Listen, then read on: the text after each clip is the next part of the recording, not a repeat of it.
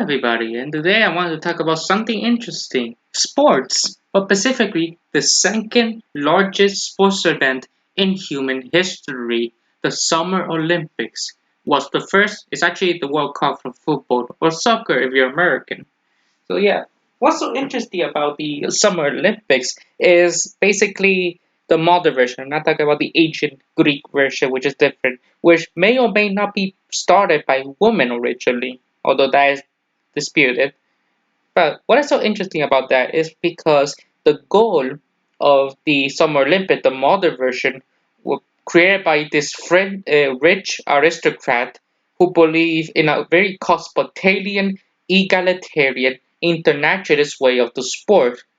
While in reality, in practice, during the time it was created, during the 1848 the Revolt of Nations, that basically nationalism and patriotism and not patriotism and racial supremacy became more extreme.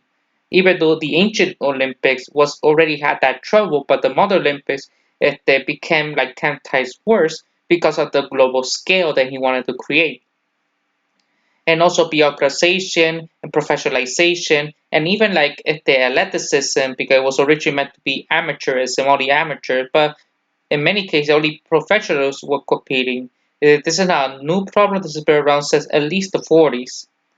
And to give you an example of the people's history of the Summer Olympics, it shows you many examples of the people of different skin colors, that is a white, women who were not allowed to compete for the longest time, and many cases that many people of color who went to the Olympics were ignored while praising the superiority of the white race. In many cases, it shows you like the dangers of nationalism and patriotism. In many cases, the people use the Olympics as an excuse to protest, but not in many cases good. For example, there's only been two cases in the history of the Summer Olympics that were terrorist attacks or attacks straight from the Olympics itself. The most recent one was in 1996 Atlanta Summer Olympics, during what was considered the militia movement in the United States of the fourth Ku Klux Klan era, which is still going on to this day. Tragedy struck the games when a bomb blasted ripped through Centennial Olympic Park, killing one person and wounding more than 100 others. Initially, authorities accused an Olympic Park security guard, Richard J. Ward, of carrying out the attack, which was false. Later, it emerged that the bomb was planted by an anti-abortion zealot, Eric Robert Rudolph. He said he wanted to confound, anger, and embarrass the government for its legalization of abortion. He added that the Olympics foisted the despicable ideals of global socialism, which is false. It is capitalism to the extreme, but regardless, on the public. It was the second time that the Olympics became a target for terrorism. At the closing ceremony, the IOC, or the International Olympic Committee president Samaranch, said, "No act of terrorism has ever destroyed the Olympic movement and not ever will." Say that to World War One and World War Two, but regardless. Yes, Samaranch couldn't bring himself to call these the greatest games ever, as he had done in Barcelona 4 years prior. He immediately proclaimed the Olympic Games exceptional. In a final flourish of the pomp, he conferred in the Olympic Order Medallion of Billy Payne. Although it is the last time we have the terrorist attack in the Olympics itself, not something that happened outside the Olympics or happened right before the Olympics, and that's our different scenarios. Now, people often forget because the Olympics, as we know it, has been around since the 1900s, while in reality, the first true Summer Olympic, that was considered actually important to lay the groundwork for every Olympic thereafter, was the 1936 Berlin Olympic, also known as the Nazi Olympics, because basically everything we know about the tradition of the Summer Olympics originated there, and this is where the first time where basically, praising their nation becomes the main focus of the location of the Olympics. From the source, the Games, a global history of the Olympics, or more commonly known as the People's History of the Olympics, este, goes like this, and I quote, "An excited whisper runs like a flash across the stadium, and then hush. A voice that fills every corner of the vast bowels breaks forth from the huge electoral announcer. Ladies and gentlemen, the Vice President of the United States is arriving to officially open the games. The Vice President arrived with his box and for the first time is clearly identified to the audience. He waved his hand to acknowledge a renewed outburst of cheers. His gesture brings a hush to the bubbles of noises. Timetable of the daily program in Hector consulted. What comes next? This is the official report of the 1932 Los Angeles Olympics. It is no longer Berlin, it's a film set to Le Jour, August 1936, referring to Olympia, the Nazi Olympic film that everybody knows nowadays. The 1936 Olympics saw the widespread mobilization of all the powers available to modern nation-states, deliberately and systematically framed by a political ideology. The American federal government could barely rule itself. Republican President Herbert Hoover, besieged in Washington by the Bonus Army protests of mid-1932, and refused an invitation to open the games. Ex-President Calvin Coolidge also declined the honor. Only the presence of Franklin D. Roosevelt, New York State Senator and Democrat presidential contender, entered Lake Placid Winter Games in early 1932, and his subsequent threat to attend the Summer Games brought Vice President Charles Coolidge to the opening ceremony, and then with the outrage as just one. Hitler was in the daily presence of the Berlin Games, alongside almost the entire Nazi Party elite. While the German diplomatic service was put at the disposal of the Berlin Olympics, its ambassadorial staff served as athletes, chaperones, and press officers. Its upper echelon closely concerned themselves with the German presence in the international sporting organizations. And the US State Department, by contrast, was unwilling until forced to waive visas for athletes, lift import taxes on its sporting equipment, and even send out official invites. As for ideology, the most ideological argument in the American press was Keynesian, which is technically like the current mainstream dominance of economic theory is like mainstream neoclassical new Keynesian economics. So still a thing. Literary gist argue, like many, that the Los Angeles Olympics was a depression buster, a $6 million suck on the jaw, and the sports world's answer to depression. In Berlin, the racial theories of the Nazis, which characterized Africans as subhuman and justified the exclusion and persecution of Jews, shadowed every movement of the game's preparations and the media many of its sporting contests. Second, the narrative of race and ethnicity, alongside the many other stories emerging from the games, were staged with a level of artifice and broadcast at a scale that simply dwarfed any previous Olympiad. William May Garland, the man who led the campaign to get the games to California and served as the chair of the local organization committee, had no illusions about the economic rationale for Los Angeles. In the French newspaper Le Jour reported Berlin had self-evidently been recast as a film set. Its streets were trapped in Nazi regalia, its courtyards clear of washing, its streets clear of gypsies and criminals. The podiums and platform had been built for camera crews at strategic points in the city and at the stadium, which is a practice they still do today, especially kicking out the homeless and closing down businesses and replacing them with big corporations, and many small businesses went bankrupt because of the Olympics. Well, yeah, that's not a good thing. It is disgusting, many of the practices. In this, the Los Angeles Berlin Games were the culmination of the Olympic Games evolution as a media event, a transformation that tracked the explosive growth of the new cultural industry of the decades either side of the First World War, and the increasingly powerful role of commerce and state power in using the shaping them. It haven't always been like this, but this is how it is. What the Germans could offer like a sporty language they considered good, like the Hellenistic revival that many tried in the earlier years, but technologically and organizationally, Berlin outstripped every other, especially Los Angeles, the previous Olympic. The Olympic Press Office produced a monthly magazine, the Olympic Games News Service, sending out 24,000 copies of its expensive printed briefing in 14 different languages. 200,000 Olympic posters were distributed to 35 countries. The German Railways Publicity Bureau sent out 4 million of its own pamphlets. The trio in the charge of the game, the secretary, my mistake, and chairman of the organization committee, Carl Diem and Theodor Luward, and the Rischkopf, okay, I can't pronounce that one, If they were sent to a global tour, sports, ministers, officials, and journalists, there were 40 black card-carrying men at the Oxford and Cambridge boat race, posters displayed on the Buenos Aires metro, and a Berlin Olympics airplane doing stunts above the streets of Chicago. Thus, almost 3,000 journalists, more than the three previous games combined, went to Berlin. LA's ticketing machine was matched by Siemens teletypewriters run by Luftwaffe Information Service, while radio, curiously overlooked by Los Angeles, was supplied catered for. The Berlin Olympic Studio made over 3,000 transmissions during the Games to 43 countries for a few thousand Berliners, the connected and the curious. There were fuzzy images of the first television delivered by 15 miles of new closed-circuit cabling from the Olympic Stadium to saloons and offices around the city. Television, though, was the future. The technology of the moment was cinema. In this medium, Berlin in 1936 not only exceeded the Los Angeles one, but also redefined the very nature of the Olympic spectacular.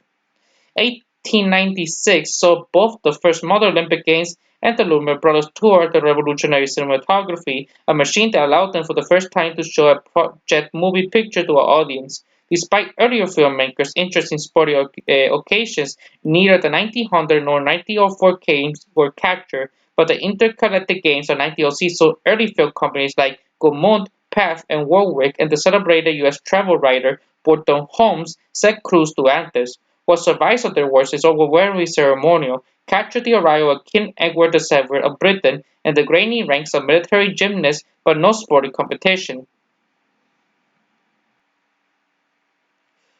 The Conchonia cinematically constructed spectacular with the new alchemy of modernist filmmaking will await Berlin in 1936 and Leni Riefenstahl's Olympia. This is the same director who made The Triumph of the Will. Olympia broke the mold of Olympic films in many ways. First, Riefenstahl had a degree of active support for the organizers, above all, Gilbert's Ministry of Propaganda, that no other filmmaker had acquired. She had total access and total control, and an immeasurable large crew and budget. Second, in terms of technological cinematic sophistication, there was no comparison. Riefenstahl was able to use aerial cameras in airships, construct rails for tracking shots, thick pits allowing filming from below, use powerful lens for close-ups, and capture the crowd at a level of detail no one had managed before. Third, while earlier films had begun trying to situate the games in a wider social and urban context, combining established shots of the Olympic city with parts of the opening ceremony to produce a sense of spectacle, nothing come close to Retro's cut of the 1936 opening ceremony, a bombastic but utterly compelling sequence. Finally, the film was structured by a singular and advanced cinematic aesthetic, honed in Reich's earlier depictions of the Nazis' Nuremberg rallies in The Triumph of the Will, combining her fascinating with gargantuan architecture and free biomass crowd, with dramatic lighting and brilliant score music. Olympia would draw on all of these, which Olympia 1 is referred to as a complex matter for there were a variety of different cuts, including a version for home consumption, more political and openly racist than those sanitized for export. Either way, unlike its predecessor, which disappeared into obscurity, Olympia went on international release in 1938 and won the Coppa Mussolini at the Venice Film Festival in 1939. In the absence of television, which would come to dominate the reportings of the games, Olympia came to define the collective popular memory of the Berlin Games, not merely a record of the spectacular, but the spectacular itself. The idea of a torch relay was brainchild of Karl Diem, the secretary for the Berlin Games organizing committee and his prime intellectual force. Reflecting a long-held strain of German high culture, he imagined that Germany and its supporting tradition were the contemporary incarnation of the Hellenic ideal, which is false but still, lighting a sacred flame at Olympia and carrying it to Berlin by means of relay of 3,000 torch-wielding runners would secure the connection. Whether Germany would be connected with Apollyon Greece, the realm of reason, wisdom, and light, or the Dionysian Greece of base desire, unregulated emotion, and darkness remains to be seen. With a small circle of men devoted to German Olympism, he had been a long road to get the Games to Berlin. The city had been first awarded the hosting rights to the Olympics at the IOC, Stockholm Congress of 1912. However, the 1906 Berlin Games never happened. And eventually, with all the things that lead up to the Reich, organization committee of the Berlin Olympics met for the first time. 6 days later, Adolf Hitler was sworn as the Reich Chancellor. The outlaw of the games and its organizer did not look good. Luhr was the son of a Jewish civil servant who had converted to Christianity. Diem, the secretary, had one Jewish grandparent and was himself married to a Jew. Personal considerations aside, the Nazi Party line on international sport in general and the Olympics in particular had been unremittingly hostile. Bruno Malitz, a Nazi ideologue and spokesman, argued all kinds of foreigners have been heavy on marvelous time at our expense. The sporting promoter have thrown great sums of money about so that the international connections of Germany with her enemies shall be made yet close. The Olympic itself was described as a Jewish international enterprise because why not, right?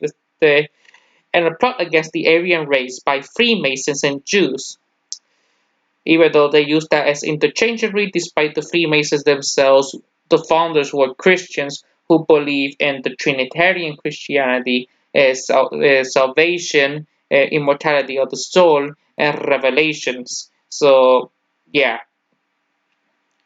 The party's newspaper, Volksschau Beobachter, had argued that no black athletes should be allowed at the Berlin Games. Luhr, in conversation with the IOC president at the 1932 Olympics, assured him that Nazis would be absolutely opposed to the Games in early February 1933.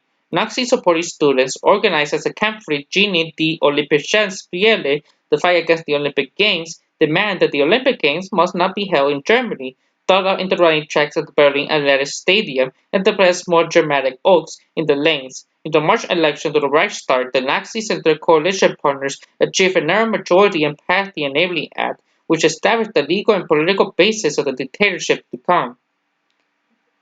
And you know what's gonna happen, right? After Olympia, World War II, you know, please, I'm not the only one. At the Koto meeting with Hitler and Kohlberger with his master of propaganda, a week after the elections, Luhr and Diem expected the worst, only to find there had been a change of mind. Hitler made it clear that the games would go ahead with his blessing, as Hitler reported to Goebbels later in the year. Germany, in its very bad and difficult situation internationally, is should therefore trying to impress world public opinion by cultural means. In this context, it is fortunate that the Olympic Games will be held in Germany. One has to show the world that the new Germany can do culturally, which is not much, especially in this time period. The best guide to what the new Germany could do culturally would have been a close examination how German sports were being organized. The old sports ministry was dissolved and a senior Nazi installed as the head of the new organization. In this case, Rechtssportführer Hans Wolfgang and Osten, whose closest encounter with sports hereafter had been wearing highly polished riding boots as part of his party costume, took charge, in keeping with the wider policy of party control over all civil organizations, while also appointed the head of the German National Olympic Committee and the local organization committee in the sporting nation. Opponents and authorities were harassed, closed down, and eventually dissolved. Workers' sports clubs were liquidated, and those sports clubs that remained were subject to ever stricter and harsher control. Above all, the exclusion of Jews from membership and use of sports facilities, though many clubs anticipate this regulation and exclude their Jewish members before they were required to do so. Jews successfully excluded from public facilities like swimming pools, banned from riding horses, and confined to ghettoized Jewish sports clubs. At the Kristallnacht in 1938, they will be obliterated. Even the desperately conservative and patriotic Dutzendternaschka, the bastion of German nationalistic gymnastics, was dissolved and taken under direct party control in 1936. And before I go on, many people trying to justify or that Hitler was a Christian and was somehow in fact atheist, which is no historian has ever said that, and you only see this from Christian apologetics. And will people say, well, if the whatever do we have? If the well, according to the speech of Adolf Hitler himself, which again we have books of every single speech he ever made ever. And I quote from the Oxford University Press of the speeches of Adolf Hitler from 1922 to 1939. Today's Christians, as stand at the head of this country, are blessed that I will never will tie myself to parties who want to destroy Christianity. We want to fill our culture again with the Christian spirit. We want to burn out all the recent immoral developments in literature and the theater and the press. In short, we want to burn out the poison of immorality, which was entered into our whole life and culture as a result of liberal excess during the past few years. Again, want me to continue or an example in New York Times in May 14, 1932 on Hitler outline of atheist and free thinker groups in the Germany in the spring of 1933 where he banned atheists and I quote atheists hell converted Berlin churches established bureau to win back worshippers wireless to the New York Times Berlin in May 13 a freethinkers' hall, which before the Nazi reasserted with the natural headquarters of the German Freethinkers League, the Berlin Protestant Church authorities had opened a bureau for advice to the public in church matters. Its chief object is to win back former churchgoers and seek those who are not previously belonged to any religious congregation and obtain church membership. The German Freethinkers League, which was swept away for the Natural Revolution, was the largest such organization with around 500,000 members. Or in Mein Kampf where he does a prayer. For this to be sure, from the child's primer down to the last newspaper, every theater, every movie house, every advertising pillar, and every billboard must be pressed into the service of this one great mission, until timorous prayer of our present patriot prayer, Lord make us free, is transformed in the brain of the smallest boy into the burning plea. Almighty God, bless our arms when time comes, but just as thou hast always been, judge now whether we deserve freedom, Lord, bless our battle. Okay? Or, again in Mein Kampf, in the ranks of movement, National Socialist movement, the most devout Protestant could sit beside the most devout Catholic without coming into the slightest conflict with his religious conviction. The mighty common struggle which both carry on against the destroyer of Aryan humanity had, on the contrary, taught them mutually to respect and esteem one another. Okay? And remember, he joined the Do Society, which was founded by a Freemason, but the only Freemason was the founder himself, so nothing special. And they believe in esoteric, mystical stuff, which many of the SS members subscribed to, but not Hitler himself. He was a Christian, although he's very unorthodox, believed in just anti-Jewish, which was a product of German Protestantism at the time, which, again, he wasn't the only one. He's actually just reintroduced the ideas of Martin Luther to how to kill the Jews and just put it into practice, literally. So yeah, I will put a links in the description to how the Christian influence of Hitler and the Nazi Germany, which I highly recommend.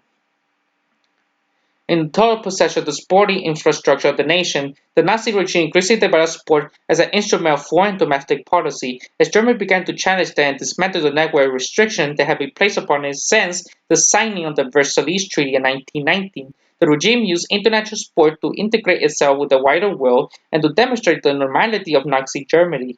Later, it would be used to signal Germany's increasing power and confidence. Global overrule by Hitler Youth and Nazi student organizations that refused to attend dangerous cosmopolitan international gatherings.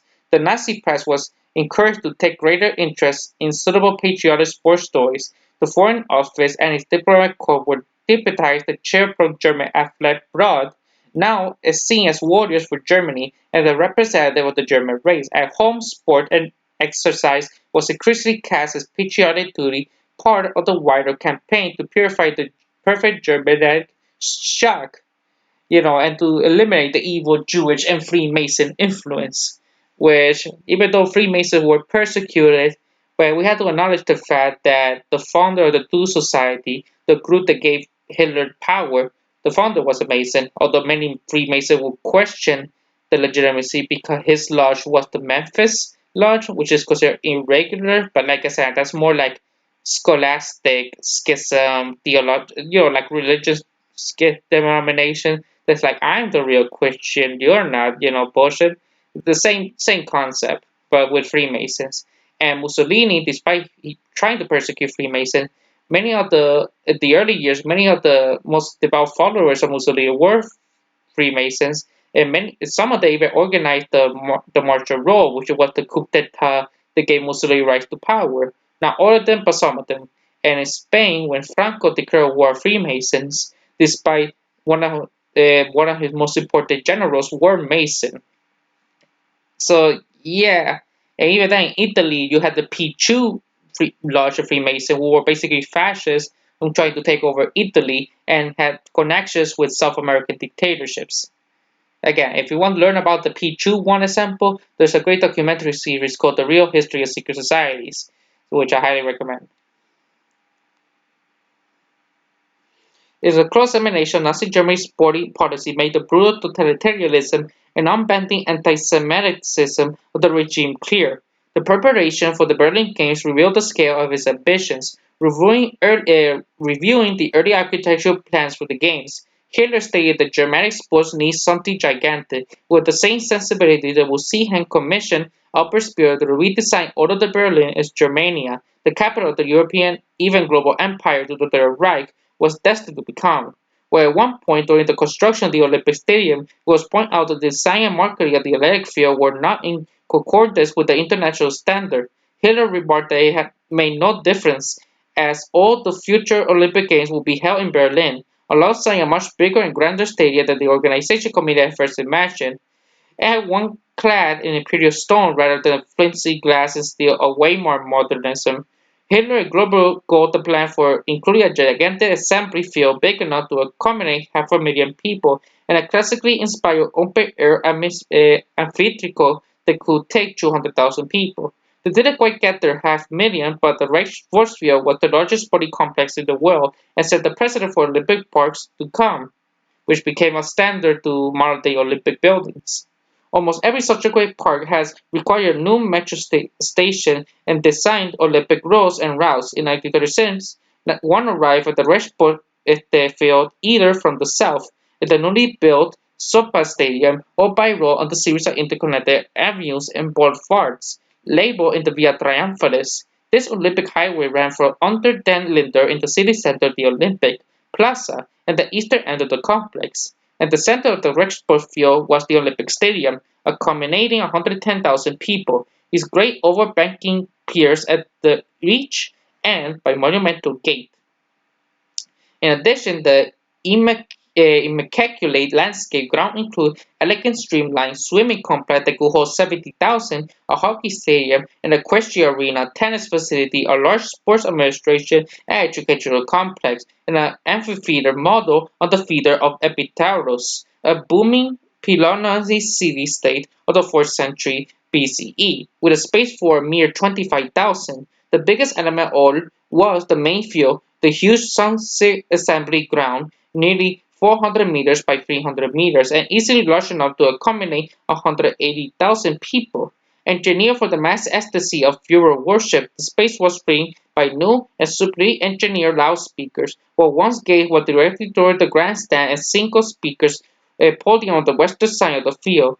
There, a tower rose 50 meters above the stands, topped by an enormous bell, the pet project of Theodore Leavenworth. The bell was cast from 16.5 tons of steel and imposed with a Gothic German eagle above the high Olympic rings. Manufactured in the roof, it went on a 2-month journey through a small town in northern Germany. Welcomed by the ranks of Hitler Youth and the SS Brigade, worshipping up Olympic fever, the motto around the bottom of the bell read, I call on the youth on the world, and Luhr had first designed the bell, was taking his cue from 18th century Enlightenment polymath Friedrich Schiller and his poem The Song of the Bell, whose epigraph ran, I call the living, I mourn the dead. However, the Olympic bell, which received extensive global coverage, was nearly always depicted alongside a portrait of Hitler, a very different Germany to Schiller's and Lewis was calling. Nazi Germany's embrace of the Games was both a relief for the IOC and a source of continued anxiety in the mid-1933, presided by Latour Perturbat. I hope I pronounced that correctly. By both the over-enthusiastic involvement of the German state and the sheer racism and xenophobia of Nazi ideology, wrote to the new organizing committee remind them that the games are conferred to a city, not a country, and that they should have no political, racial, national, or confessional character. Less enthusiastically in private, the IOC president for assurance that Jews would be allowed to attend, participate, and compete for the sports of the German team. This pressure forced a formal concession for the Nazis, who announced that all the laws regulating the Olympic Games shall be observed, and that as a principle German Jews should not be excluded from German teams at the Olympiad. For the next 2 years, this was more than enough assurance for the IOC. Indeed, Pilate Latour, who had confided that he was not personally fond of Jews and of the Jewish influence, was happy to collude in the illusion that the absence of Jews from German sports was primarily a function of their poor athletic genes, and in any case was a minor unimportant detail. He was not alone. This kind of casual anti-Semitism was the unreflective view of many of his IOC colleagues and his class. Siegfried Estron, though Jews intelligent and unscrupulous, many of my friends are Jews, so you must not think I'm against them. Wow, what a comment skills. But they must be kept within certain limits. The Chicago businessman and American sports administrator Avery Brugage, another IOC member, boasted to German that his own Chicago sport excluded Jews.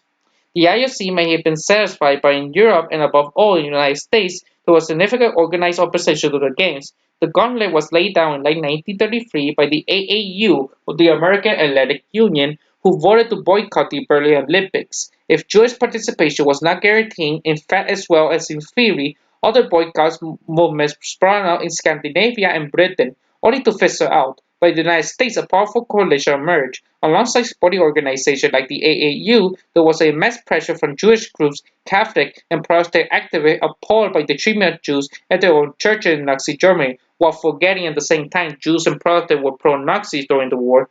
And the labor movement as well, the leading opponents to the boycott movement, marshalling all the most conservative forces in American sports, was the chair of the Olympic Committee at the every program in an effort to head off the boycott movement, which by 1934 was a nationwide and capable of mobilizing tens of thousands of supporters at the mass rallies. Broday set himself on the fact-finding mission to Germany.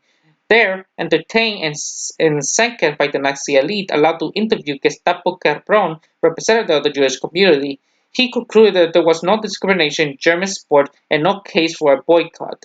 Matters came to hand in 1935 with Hitler's declaration of the Nuremberg Law, which systematically codified the persecution of the Jews, which again was based on the foundation of Martin Luther's the ideas in the Jews and their lives, and the exclusion from every aspect of public and private life in Germany, and for general destruction. In American Olympic circles, secure U.S. participation and defending the boycott movement hinged on getting the Germans to include at least one athlete of Jewish descent, and pressure was applied through formal and informal channels. The German compromise was to invite two half-Jews living outside of Germany to compete at the Games: the fencer Helene Mayer, a long resident in California, and ice hockey player Rudi Boll, who had emigrated to Italy. Both accepted the offer, and the German compromise was enough. Despite finally rallying Madison Square Garden in late 1935, a petition of 500,000 signatures, Brugade won the decisive vote at the American Athletic Union and the American Olympic Committee. He also took the chance to exclude his opponents from both bodies and installed himself and his cronies confident in Germany's commitment to fair play for the Jews. The following June, Great Virgin, a German Jewish high jumper, was allowed to try out for the German Olympic team. She equaled the national record, beat all other trialists, and was still excluded. Berlin was the main feature, but in 1936 Winter Olympics held in the new Bavarian Alfred village on Capital part of Gretchen was an intriguing prelude. For the Nazi machine, it was part dress rehearsal and exercise what not to do opening night, despite the efforts taken to tone down the now pervasive and vulgar anti-Semitism of everyday life. Count Belle Latour, a busy journalist, still found appalling posters, no animals, no Jews, and copies of the most fertile anti-Semitic press around the Olympic sites. This Sutremur, a weekly rag whose venom and violence was unparalleled to the Nazi press, ran an Olympic special edition, which included a cartoon depicting a degenerate Jew looking viciously up at the gloomy Aryan champion with the caption, "The Jews are our misfortune." Bailen Latour insisted the poster come down, which they did, and they will also be absent from the streets of Berlin for 2 weeks in August. Significantly bigger and better if the Hector for the previous tiny winter games, the Germans actually built a new slope between the village designed to bring the sky to enormously expanded express at the bottom of the run. 75,000 spectators and whole regime of the US Guards, stormtroopers, and Nazi indigenous soldiers between the mountains and Munich, where they could drink beer with the Restbuffalo, Van der Schwarzstadt, and its own Olympic beer garden, and watch the ballet, the Olympic rings. with music by Richard Strauss to start the games was by some way the Norwegian ice skater Sonja Heinen, winning her third consecutive Olympic gold medal. She was seen out and about with Hitler himself before departing for a career in Hollywood ice dance spectaculars, much to the disapproval of the Norwegian nation, which considered her a quisling. Just weeks after the closing ceremony of the Winter Games, Hitler sent German troops against the advice of his general staff and in direct contravention of the Treaty of Versailles into the demilitarized Rheinhall. He did so in full knowledge that even the slightest military resistance from the French and their allies would be enough to stop the occupation in its track, yet the counter-move never came. The last restraint of the aggressive circle and the opportunism of Hitler and his inner circle, from cautious Prussia's generals to the threat of outside intervention, went gone. Goebbels held a mock election to celebrate which Hitler received 98.97% of the vote. Germany no longer required sports to integrate itself with the world. It was time to impress and conquer. A month before the Berlin Games began, Mark Skundler, the Berlin Games, the great German heavyweight boxer, and the only boxer in history who won a world championship by a foul, and is also the longest lived boxer in human history by the age of like 99, took on the African American sensation John Lewis in a fight in New York that acquired immense symbolic, racial, and geopolitical meaning. Scummering knocked Lewis out, and Goebbels recorded that even his diary, someone fought for Germany and won, the white man over the black. The whole family is in ecstasy. 70,000 met him on his return home in an orgy of national celebration. With the Americans now fully committed to attend the games, the final flicker of resistance came from Spain, where in March 1936 a new Republican government had been elected. In June 1936, the International Committee for the Defense of Olympics Ideals met in Paris. The delegates, mainly drawn from the European workers' sports movement, called for a boycott of Berlin and the creation of an alternate People's Olympic in July. In fact, in Spain, and especially Catalonia, where it was an anarchist communist society in 1936 to 1939, wanted to make their own anarchist Olympics, but the Civil War happened. The Spanish Popular Front government, at its strongest in Barcelona, was eager to attract international support, and invites were hastily dispatched. In the foreshadowing of the great wave of popular support for the Republican cause among the leftist youth of Europe, thousands of athletes headed for Catalonia. The large French contingent were actually subsidized by a newly installed Popular Front government in Paris. Worker sports clubs sent delegates from Britain, Scandinavia, Czechoslovakia, and Low Countries. Italian and German exiled former teams, Catalonia and Basque Country, never present at the IOC Games, where separately represented athletes came too from French Algeria, Palestine, and the United States. They arrived to find Spain descending into civil war. 2 days before the Games were due to begin, a couture of the Rights General made their pronunciation a declaration of opposition with trigger fighting in cities across Spain between rebel army units and the Motor Collective of forces loyal to the Popular Front government and the anarchist Catalonia, who basically gave their independence and made an anarchist communist society for 3 years with a population of 8 million people, and also becoming the most technologically advanced faction within the Civil War. The Olympia was abandoned, and athletes now trapped in Barcelona found themselves sheltering from gunfire, building barricades, and even joining the new Republican militias, like the British cyclist from the Socialist Clarion Club, and Clara Talman, a Swiss communist swimmer, who stayed and joined the anarchist Durruti Column. Now the capital city of the Reich had to put on its show face. Goebbels called on the cast to reform, stating the future of the Reich would depend on the impression that is left upon our guests. Cheap trains and boats have been laid for visitors from across Europe. Reporters of the French and Dutch press found the Germans relentless on the biscuit's desire to please comic.